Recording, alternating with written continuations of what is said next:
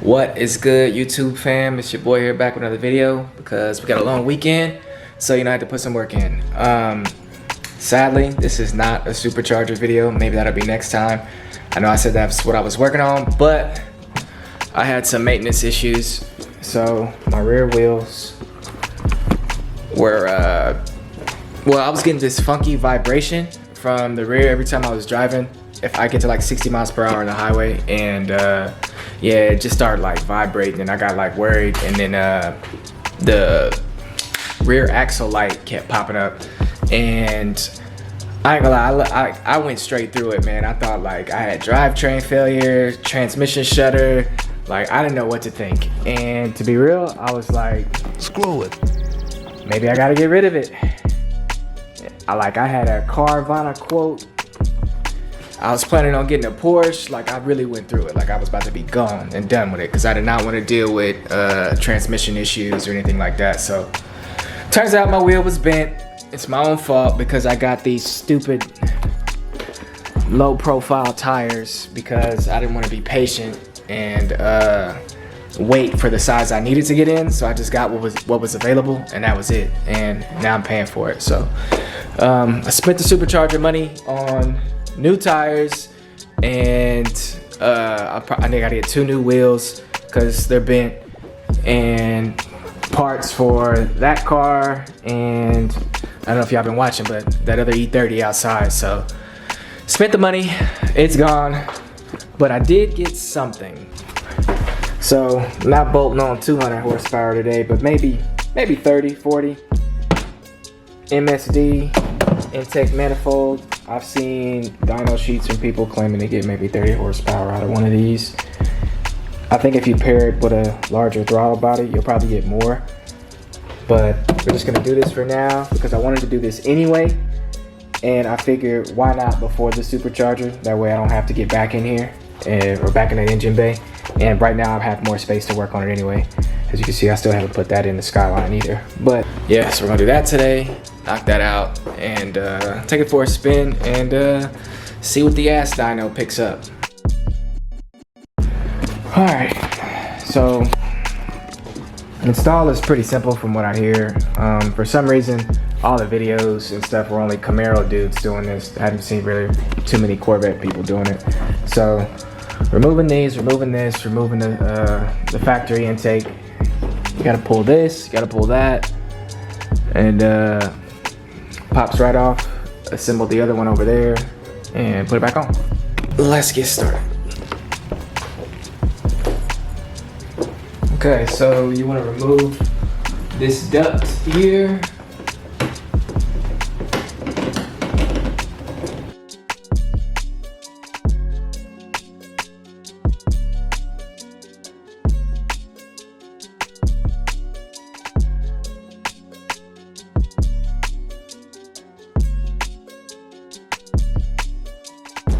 Okay, and if you're unsure on how the connectors work on a Corvette, do not do like a BMW and try to pull this out. Corvettes are push connectors, so you push against it, pull it out. All of them are like that also. Push in, this one's actually already messed up on here, but yeah, you push in, pull up.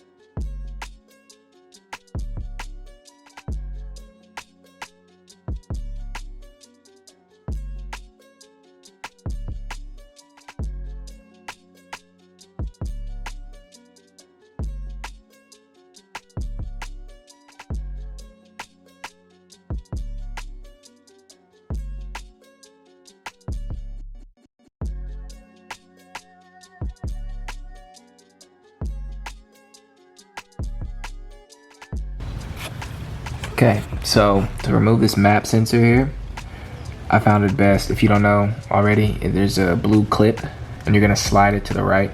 Mine doesn't have the blue clip on it anymore because I broke it.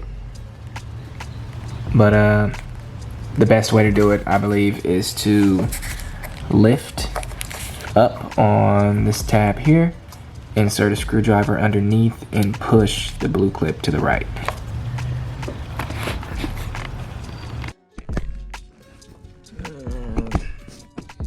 It is. Oh man.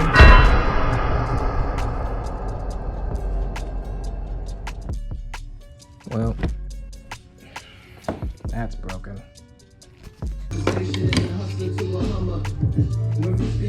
You're removing. You're not taking the red with you, so hold it back, pull it out. Bang bang. We're good. I hope y'all saw that. And we're out.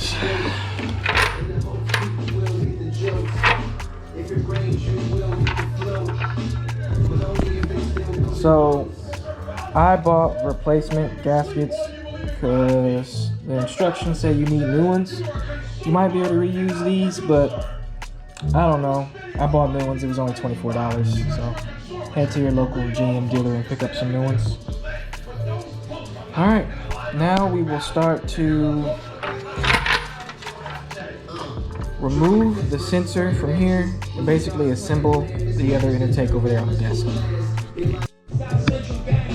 So the instructions don't really identify clearly which screws go where. So these are the pinch bolt screws that go here along the sides.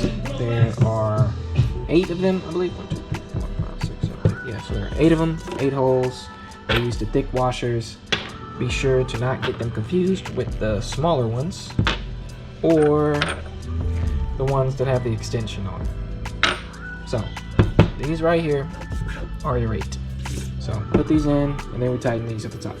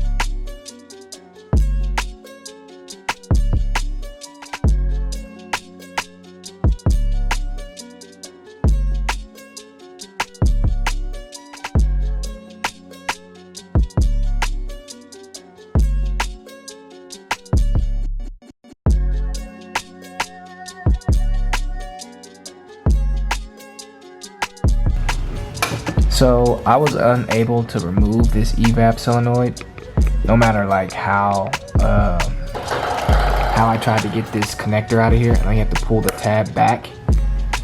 It would not disconnect, so I just left it attached to the car and plugged it in once I got the MSD intake manifold in. So you don't have to take this out of the car and assemble it separately. You can do it. You can leave this in if you want to. Okay, so that's done, and I'm gonna probably heat cycle it. because you're supposed to let it run for like 5 minutes, then go back through and retorque down all the bolts. Not the pinch bolts, but the manifold bolts there, like that one and that one. Also gonna see if I can find a way to get these to stay on. I saw a picture of a guy in the forums who said he found a way to get them to stay on, but he didn't say how, so I'll figure it out. And y'all be the first to know. And after that, go for a drive so I can see what it sounds like, what it feels like. You know, hopefully this was worth it and I actually feel something, so we'll see. Figured out how you can get these to stay on. Basically, what you can do is if you want to keep your coil covers, wrap these prongs here in some sort of gasket material. I used electric tape because I have a lot of electric tape. You gotta make it thick though, like make it hella thick.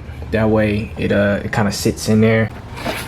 And a quick example of what I'm talking about, make it thick like this.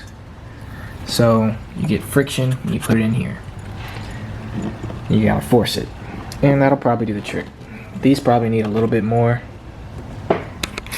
But I'm about to set them in and take it for a drive. I'm ready to go.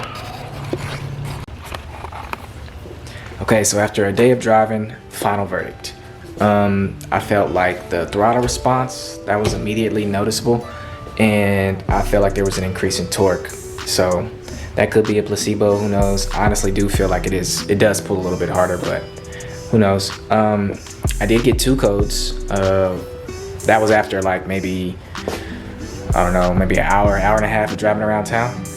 And one is for vacuum and the other one is for lean. So I'm pretty sure that, actually, I'm certain, because my dumbass forgot to put the Loctite on, that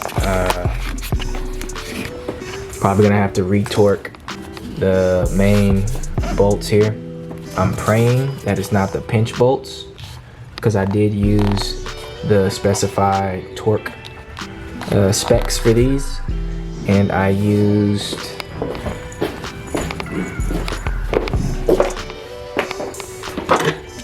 this torque wrench here that does go up to 75, which is the torque spec for those, and it only goes up to 80 for the other bolts, so I did go a little bit past, but I did it right. Well, I did it to the best of my ability, right? And I still got those codes. So I'm pretty sure it's the Loctite. I'm gonna take it off, redo it.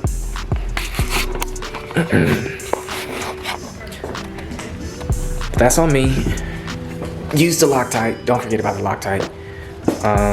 Other than that, you guys, appreciate you for checking me out. Hope you found this helpful. If you decide to get an MSD, man, I say go for it. I mean, it's $1,200 for 30, 40 horsepower, so I mean, but an exhaust is the same thing. You don't get much from that either, especially without a tune. So I think it'll be great once I pair it with a supercharger. So, and then I'll get a tune anyway. But that was it. I appreciate you guys for checking me out. IG's in the description. As you can see, I got a bunch of projects going on. So just tap in, check me out, man. Y'all be cool, man. I'm about to get out of here.